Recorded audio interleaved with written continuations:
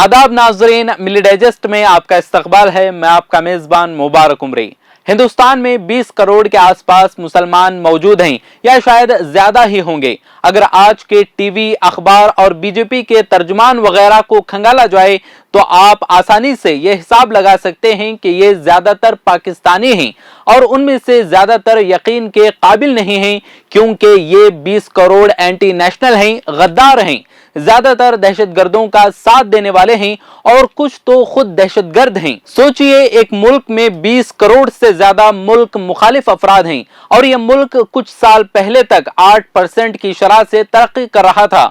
ये तो अपने आप में केस स्टडी होनी चाहिए। हार्वर्ड और ऑक्सफोर्ड में इस पर रिसर्च होनी चाहिए कि 20 करोड़ लोग अंदर से हिंदुस्तान की जड़ें खोद रहे हैं और फिर भी हिंदुस्तान लगातार न जाने कैसे फास्ट डेवलपिंग ममालिक की फहरिस्त में अपनी रफ्तार बनाए हुए है।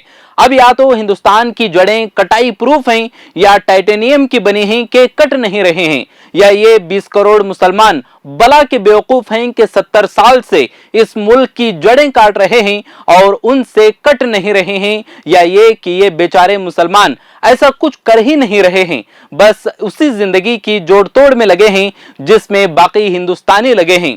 अगर ये आखिरी पॉइंट सही है तो फिर ये मीडिया, सोशल मीडिया और हर बीजेपी के तर्जुमान के मुंह से निकलने वाले जहर को कोई रोकता क्यों नहीं है? इसका एक आसान सा जवाब है कि मुसलमानों के रहनुमा इसके लिए जिम्मेदार हैं।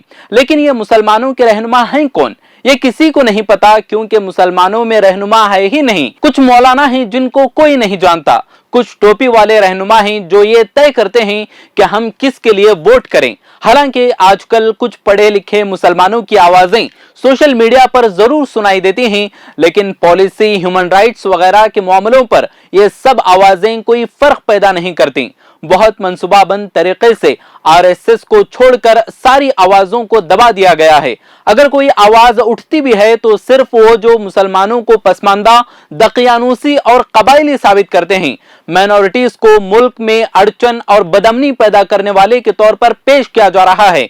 हुकूमत, इंतजामिया और सियासी पार्टियों की जानिब से मुसलसल तौर पर मुस्लिम मुखालिफ रुझान इतना बढ़ चुका है कि मुस्लिम कम्युनिटी के हर फर्द के दिल में गहरा जख्म लगा हुआ है। फिरका वाराना फसादात, दहशतगर्द होने के नाम पर बेकसूर मुस्लिम नौजवानों की गिरफ्तारियों और गाय के नाम पर लिंचिंग ने मुल्क में अदम तहफ्फुज का माहौल तैयार किया है। बढ़ते अदम तहफ्फुज की वजह से ही मुसलमान अपने मोहल्लों में सिमट रहे हैं। मुसलमानों को ही उनके हालात के लिए कसूरवार ठहराना एक नई फिरका वाराना सोच को जन्म देने की कोशिश है। क्या इससे ज्यादा हंसी की बात कुछ हो सकती है कि हम अफेक्टेड क्लास को ही मुजरिम बता दें? हिंदुस्तान में फिरका वारियत का जहर फैलाने के लिए हिंदू महासभा और आरएसएस जैसी फिरका परस्त तंजीमें जिम्मेदार हैं। एनडीए हुकूमत की तरक्की का नारा अब तकसीम की सियासत में तब्दील हो गया है। मोदी हुकूमत डेवलपमेंट के एजेंडे से हटकर हिंदुत्व इंतहा पसंदों की गिरफ्त में है।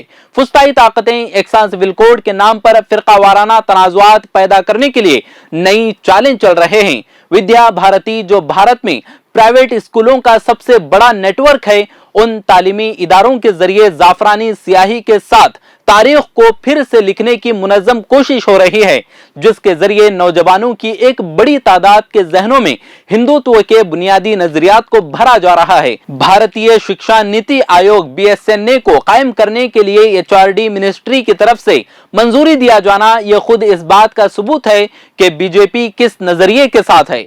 बीएसएनए को आरएसएस से वाबस्ता शिक्षा संस्कृति अतन न्यास ने कायम किया है। हिंदुस्तानी मुसलमानों को मुनज़्ज़म तरीके से अलग थलग करने में कानून के रोल को भी जमीनी सतह पर इसके लिए की जा रही कोशिशों को हवा देने के तौर पर देखा जा सकता है। ये कवानीन इस ख्याल को ताकत देने के इरादे से लाए गए हैं कि मुसलमान हिंदू राष्ट्र के तौर पर अक्सरियती तस्वुर के लिए एक नेशनल और सेल्फ खतरा पैदा करते हैं।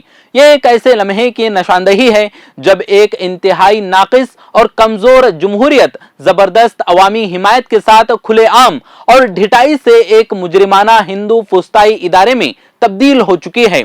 इसमें कोई शक नहीं कि हिंदुस्तान में मुसलमानों के लिए एक अजीम सियासी मुस्तकबिल की तामीर के लिए तमाम मौके फराहम हैं, लेकिन इस तरह के एक मुस्तकबिल के लिए فرقہ وارانہ جذبات بڑھا کر یا انتخابات کے دوران نئی سیاسی پارٹیاں بنا کر کامیابی حاصل نہیں کیا جا سکتا ہے۔ مسلمانوں کے تابناک سیاسی مستقبل کے لیے کمیونٹی کی اصلاح اور ان کے اندر سیاسی شعور پیدا کرنے کی ضرورت ہے۔ فی الحال ہر جگہ مسلمانوں کے تعلیم یافتہ طبقوں میں نیشنل مسلم ایجنڈے کی بات ہو رہی ہے، لیکن کہیں بھی مسلمان اس میں کامیابی حاصل نہیں کر پائے ہیں، کیونکہ کوئی بھی کمیونٹی ملک کے سیاسی میدان میں حصہ لیے بغیر اپنے حقوق اور وقار کی حفاظت نہیں کر سکتی ہے۔ اگر آپ نے چینل کو سبسکرائب نہیں کیا ہے تو ضرور سبسکرائب کریں، بیل آئیکن بھی پریس کریں تاکہ خبریں آپ تک بر وقت پہنچ سکیں۔ مزید اپڈیٹس کے لیے آپ واٹس ایپ گروپ بھی جوائن کر سکتے ہیں، لنک ڈسکرپشن میں موجود ہے۔